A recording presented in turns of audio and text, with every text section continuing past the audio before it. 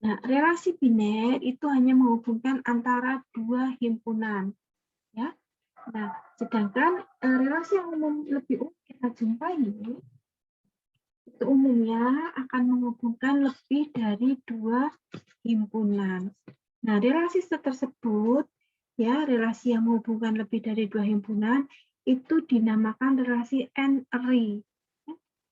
Nah, tentunya jika N sama dengan 2, maka relasinya adalah relasi biner. Ya. Nah, relasi N-ry ini mempunyai terapan penting dalam basis data. Ya. Misalkan saya mempunyai himpunan sebanyak N, A1 sampai N. Maka relasi N-ry R pada himpunan-himpunan tersebut adalah himpunan bagian dari hasil kali himpunan A1 sampai AN, ya. Atau tentu saja notasinya R, himpunan bagian dari A1 kali A2 sampai AN. Ya. Himpunan A1 sampai AN tadi disebut sebagai daerah asal relasi dan N disebut sebagai derajat relasi. Ya, kalau kita ingat, perkalian antar himpunan itu hasilnya adalah pasangan terurut. Ya, pasangan terurut. Jadi kalau saya mengalikan dua himpunan, maka saya akan mendapatkan dua tupel, ya. Jadi pasangannya terdiri dari dua, ya, misalkan A, B dan seterusnya, ya. Sedangkan kalau misalkan himpunannya ada 3, maka bagaimana? Ya berarti ada 3 tupel, demikian seterusnya, ya. Nah, mari kita lihat pada contoh di sini. Contoh misalkan ada 4 buah himpunan. Himpunan NIM, himpunan nama, himpunan mata kuliah, dan himpunan nilai. Kemudian ada satu relasi, disebut relasi MHS, ya, kita beri nama MHS, yang terdiri dari 4 tupel. Ya, jadi saya menghubungkan 4 himpunan tadi, NIM, nama, mata kuliah, dan nilai. Nah, tentu saja relasi tadi akan merupakan himpunan bagian dari perkalian himpunan NIM, nama, mata kuliah, dan nilai. Ya. Nah, ini contoh, ya, contoh relasi yang kita beri nama MHS. Nah, saya definisikan seperti ini, ya. Jadi 4 tupel yang pertama, ya, NIM, kemudian nama, kemudian mata kuliah dan nilai. Ya, saya ambil yang 1359801, kemudian Amir, kemudian matematika fisik dan A. Demikian seterusnya. Nah, ini adalah relasi MHS, ya, yang kita definisikan seperti ini. Nah, relasi ini juga bisa didefinisikan dalam bentuk tabel, ya. Relasi didefinisikan dalam bentuk tabel, perlihatkan, ya. Jadi tadi menghubungkan 4 himpunannya, himpunan NIM, himpunan nama, himpunan mata kuliah, dan himpunan nilai, ya. Nah, kemudian satu barisnya ini merupakan satu pasangannya, ya. Oke. Nah, basis data adalah kumpulan tabel, ya. Jadi salah satu model basis data yang dikenal adalah model basis data relasional. Nah, model basis data ini didasarkan pada konsep N-ry, ya. Pada basis data relasional, satu atribut itu menyatakan satu relasi, ya. Jadi setiap kolom pada tabel disebut sebagai atribut. Daerah asal dari atribut adalah himpunan tempat semua anggota tersebut berada. Oke, jadi yang namanya basis data itu kumpulan tabel, ya. Lalu kolom, ya, per kolom ini namanya atribut, ya. Sehingga kalau kita lihat contoh di sini ada berapa atribut? 1, 2, 3, 4. Ada 4 atribut tabel, ya. Jadi tabel ini mempunyai 4 atribut. Nah, daerah asal dari atribut adalah himpunan tempat semua anggota atribut tersebut berada, ya. Jadi kalau atribut NIM, ya daerah asalnya, ya, himpunan NIM. Kemudian atribut nama, daerah asalnya ya, himpunan nama. Atribut mata kuliah, daerah asalnya ya, himpunan mata kuliah. Demikian seterusnya. Nah, setiap tabel pada basis data diimplementasikan secara fisik sebagai sebuah file. Ya. Jadi satu tabel itu satu file. Nah, satu baris data pada tabel itu menyatakan sebuah record, ya, dan setiap atribut menyatakan sebuah field. Ya, jadi kalau kita lihat pandang ini sebagai satu baris data, maka satu baris ini namanya satu record. Ya. Jadi ada berapa record ini? 1, 2, 3, 4, 5, 6, 7, 8, 9, 10, 11, 12, ada 13 record. Ya. Nah, kemudian atributnya itu disebut sebagai field. Ya.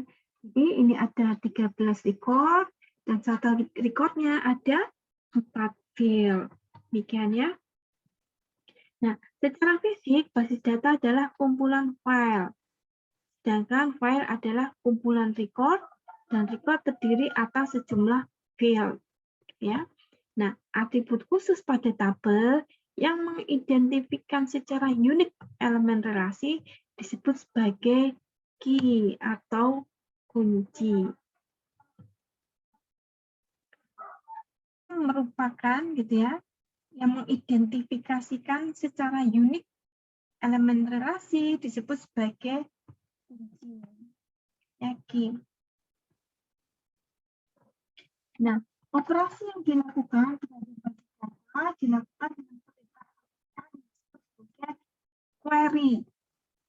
Contoh query, tampilkan semua mahasiswa yang mengambil mata kuliah matematika diskrit. Nah, ini adalah contoh operasinya adalah perintah tapi pertanyaan. Ya, jadi disuruh menampilkan mahasiswa yang mengambilkan mata kuliah matematika diskrit. Kemudian contoh-contoh yang lainnya ya, tampilkan daftar mahasiswa dengan NIM sekian. Ya. Oke. Nah, dan seterusnya ya. Query terhadap basis data relasional, query terhadap basis data relasional dapat dinyatakan secara abstrak dengan operasi pada relasi n-ary tadi ya.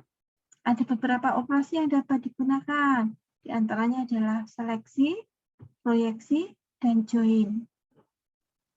Seleksi, ya, operasi seleksi memilih baris tertentu. Ya. Operasi seleksi memilih baris tertentu dari suatu tabel yang memenuhi persyaratan tertentu. Operatornya seperti ini ya, seperti itu gitu ya. Oke, misalkan contoh 23 untuk relasi MHS. Nah, relasi MHS itu yang mana? Ini tadi ya, ini adalah relasi MHS. Ini adalah relasi MHS. Lalu operasinya ya, operasinya adalah operasi seleksi. Ya. Operasinya adalah kita ingin menampilkan daftar mahasiswa yang mengambil mata kuliah matematik diskrit. Maka operasinya adalah ya to mata kuliah sama dengan matematik diskrit. Maka hasilnya adalah semua baris yang ada matematika diskritnya. Kita lihat di sini. Berarti ini baris yang lain. Ini. Nah, hasilnya adalah itu ya. Ini karena hanya ada 2 mahasiswa yang mengambil mata kuliah matematika diskrit. Dan dia mengambilnya baris tertentu. Jadi satu record itu diambil semua. NIM-nya diambil, namanya diambil, mata kuliahnya diambil, dan nilainya juga diambil. Ini untuk seleksi. Kemudian untuk proyeksi, ini operasi ini memilih kolom tertentu dari satu tabel. ya, kolom tertentu. Jika ada beberapa baris yang sama nilainya, maka hanya diambil satu baris saja. Ya, perhatikan.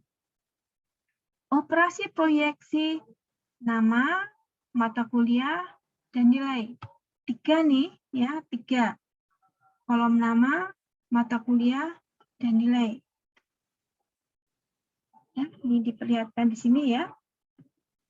Oke, nama, mata kuliah, dan nilai. Diambil ini semuanya. Ya. Oke. Kalau lengkapnya kan ada NIM, nama, mata kuliah, dan nilai. Nah, ini yang di proyeksi hanya nama, mata kuliah, dan nilai. Berarti NIM-nya tidak ada. NIM-nya tidak digunakan, lalu dia lihat ada baris yang sama, maka diambil satu saja. Nah, kebetulan di sini tidak ada baris yang sama. Tidak ada record yang sama. Ya, sehingga dituliskan semua seperti ini. Hanya NIM-nya yang tidak dituliskan.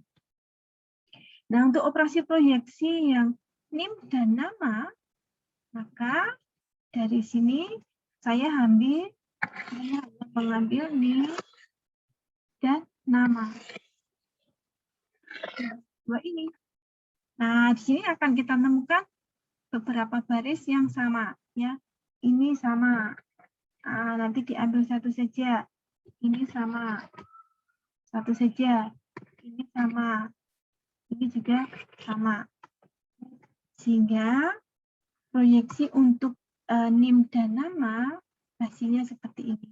Ya, operasi tadi menghasilkan relasi yang seperti ini. Oke. Kemudian ada lagi satu operasi lagi yang disebut dengan operasi join.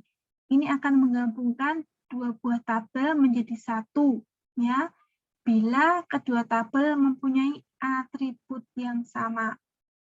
Atribut tadi dilihat di kolom ya. Ya, oke. Jadi misalkan relasi MHS1 dilihat dengan tabel 37. Ya, ini. Ya, operasi join-nya ya. Jadi ada dua relasi. Pertama relasi MHS1, kemudian relasi MHS2, kemudian ada operasi join. Join-nya apa? NIM dan nama. Nah, maka saya hanya menjoinkan NIM dan nama. NIM dan nama. Ya. Oke, maka hasil operasinya adalah ya yang sama. Hananto sama. Hananto sama ini dan ini ya. Ada dua ya. Karena dia recordnya beda, ditulis semua ya. Jadi ini. Kemudian apalagi yang sama? Yang sama Heidi. Nah, Heidi sama ya. Heidi sama. Oke, maka kita joinkan ya. Ada NIM, ada Heidi, kemudian ada jenis kelamin ya. Kemudian ada mata kuliah dan ada nilai. Ya. Jadi kemudian apalagi? NIM dan nama yang sama Harman. Harman juga sama ya. Harman juga sama. Maka kita gabungkan ya. Kalau yang di MHS1 ada nama, ada NIM nama, jenis kelamin. Di MHS2 ada NIM nama, mata kuliah dan nilai, kita gabungkan ya. Sehingga kita dapatkan tambahan jenis kelamin di sini ya untuk recordnya Harman. Ya. Oke. Kemudian ada lagi nama yang sama? Tidak ada. Ya sudah ya. Berarti ada Hananto, Heidi, dan Harman yang recordnya merupakan hasil operasi tadi ya dan merupakan join ya sehingga atributnya menjadi lebih lengkap gitu ya. Oke. Oke, sampai di sini ada yang ditanyakan? Kalau tidak ada, nah bahasa khusus untuk query ya pada basis data itu adalah SQL ya, structure query language ya ini sih ya, structure query language ya, contohnya seperti ini ya, ada select name, nama mata kuliah nilai. Dari mana? Dari relasi MHS, ya, relasi tadi tabel ya. Di mana? Di mata kuliah diskrit ya. Jadi yang mana sih, gitu ya? Ini kan operasi seleksi, ya. Oke, tadi ya. Oke. Baik, sampai di sini ada yang ditanyakan? Kalau tidak ada yang ditanyakan, saya akhiri sampai di sini dulu ya.